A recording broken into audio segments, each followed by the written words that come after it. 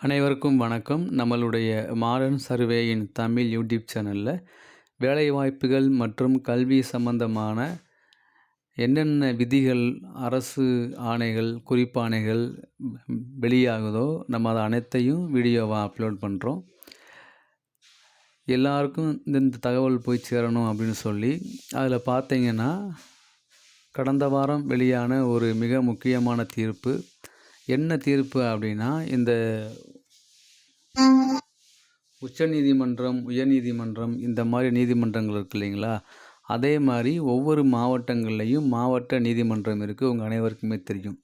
அந்த மாவட்ட நீதிமன்றத்தில் உள்ள மாவட்ட நீதிபதி பதவிகளுக்கு யாரெல்லாம் குவாலிஃபைடு அப்படின்னு சொல்லி ஒரு வரையறையை நம்மளுடைய உச்சநீதிமன்றம் வெளியிட்டிருக்காங்க. அதில் பார்த்தீங்க அப்படின்னா, குறைந்தபட்சம் 7 ஆண்டுகள் தொடர்ச்சியாக வழக்கறிஞராக பணிபுரிந்தவர்கள் மட்டுமே மாவட்ட நீதிபதிகளாக அவங்கள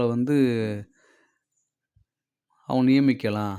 அந்த மாவட்ட நீதிபதி பதவிகளுக்கு அவங்க எலிஜிபிள் அப்படின்னு ஒரு வரையறையை உச்சநீதிமன்றத்தினுடைய அரசியல் சாசனம் உத்தரவிட்டிருக்காங்க. அதாவது 35 வயது குவாலிஃபை 35 வயதுக்கு முடிஞ்சிருக்கணும். அதே மாதிரி 7 ஆண்டுகள் கண்டினியூவாக அவங்க ஒர்க் பண்ணியிருக்கணும். நீங்கள் ஒரு 5 ஆண்டு கண்டினியூவாக ஒர்க் பண்ணி அப்புறம் ஒரு 2 வருஷமோ 1 வருஷம் பிரேக் கொடுத்து திரும்ப நீங்கள் என்ன பண்ணுவா, நீங்கள் வக்கீலாக பணிபுரிந்தாலும் அது குவாலிஃபை ஆக மாட்டாது. அப்போ மாவட்ட நீதிபதிகளை அப்பாயின்மெண்ட் பண்ணுறது எப்படி அப்படின்னு ஒரு வழக்கில் உச்சநீதிமன்ற நீதிபதி, தலைமை நீதிபதி மதிப்பிற்குரிய பிஆர் கவாய் அவங்களும், நீதிபதிகள் எம் சுந்தரேஷ், அரவிந்த்குமார், சதீஷ் சந்திர சர்மா, வினோத் சந்திரன் இவங்க அந்த அடங்கிய குழுவில் 7 ஆண்டுகள் கண்டினியூவாக வழக்கறிஞராக பணியாற்றியவங்க தான் நேரடியாக நியமனம் பெற தகுதியானவங்க. ஆனால் 5 ஆண்டு வழக்கறிஞராக பணிபுரிந்து அப்புறம் 10 ஆண்டு இடைவெளி விட்டு மீண்டும் 2 ஆண்டு வழக்கறிஞராக பணிபுரிந்தால் அவங்க அந்த மாவட்ட நீதிபதி போஸ்ட்டுக்கு எலிஜிபிள் கிடையாது. ஓகேங்களா, இதுதான் அதனுடைய இது. அதனால் 7 ஆண்டு கண்டினியூவாக இருக்கணும். அவங்களுடைய இதை மட்டும்தான் நம்ம இந்த போஸ்ட்டில் நம்ம இது குவாலிஃபையாக சேர்த்துக்கிறணும். வழக்கறிஞராக பணியாற்றி பெறும் அனுபவத்தை விட நீதித்துறை அதிகாரிகள் பெரும் அனுபவம் அளப்பரியது அப்படின்னு சொல்கிறாங்க. ஸோ அதனால்